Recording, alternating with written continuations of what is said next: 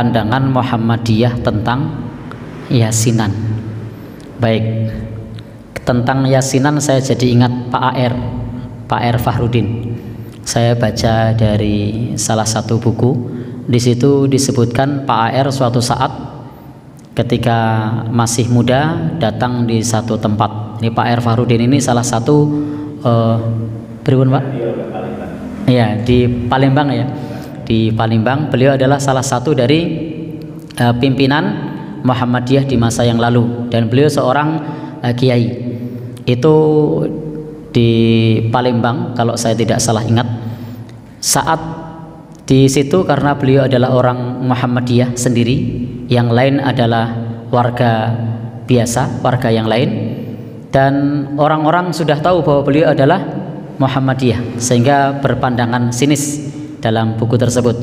Sehingga disebutkan di situ Pak AR itu mengucapkan salam, tapi salamnya hanya dijawab tidak komplit seperti waalaikum dan seterusnya. Tapi tak bosannya beliau selalu mengucapkan salam pada tokoh lokal itu. Nah, setelah lama selalu menyapa, selalu mengucapkan salam, lama-lama salamnya dijawab juga komplit, waalaikumsalam warahmatullahi wabarakatuh. Begitu salamnya sudah dijawab komplit, lama-lama bisa duduk bersama dan ngobrol dan bertanya, Anda ini Muhammadiyah ya? Ya, saya Muhammadiyah. Nah, jadi orang tersebut hampir tidak percaya karena sebelumnya mendapatkan cerita bahwa Muhammadiyah itu Wahabi, Muhammadiyah itu orangnya tidak ramah, Muhammadiyah itu orangnya tidak begini dan begitu. Lalu kemudian ini benar orang Muhammadiyah, sampai menanyakan beberapa kali, lalu dijawab benar Muhammadiyah. Nah, lalu kemudian sampailah pada satu dialog, Bapak kami undang untuk hadir dalam acara yasinan. Pak AR pada saat itu kemudian mulai berpikir, karena memang di tradisi Muhammadiyah tidak ada yasinan. Nah, sehingga mulai berpikir, ini gimana nanti kalau diundang disuruh mimpin yasinan. Padahal di Muhammadiyah hadis-hadis tentang yasinan itu statusnya adalah hadis yang dhaif dan tidak bisa diamalkan. Maka kemudian beliau saat itu berpikir, wah nanti kalau disuruh yasinan gimana? Maka untuk yang pertama beliau datang betul seperti dugaan awal, disuruh mimpin yasinan. Maka dipimpinlah yasinan oleh beliau seperti biasa. Setelah selesai beliau kemudian berkata, Bapak Ibu sudah sering yasinan? Sudah, malah sudah hafal. Oh sudah hafal. Baik, kalau sudah hafal gimana kalau besok kita baca satu ayat atau dua ayat, kita pahami artinya, kita pahami maknanya. Ini yasinan model baru begitu. Nah, ternyata jamaah apa?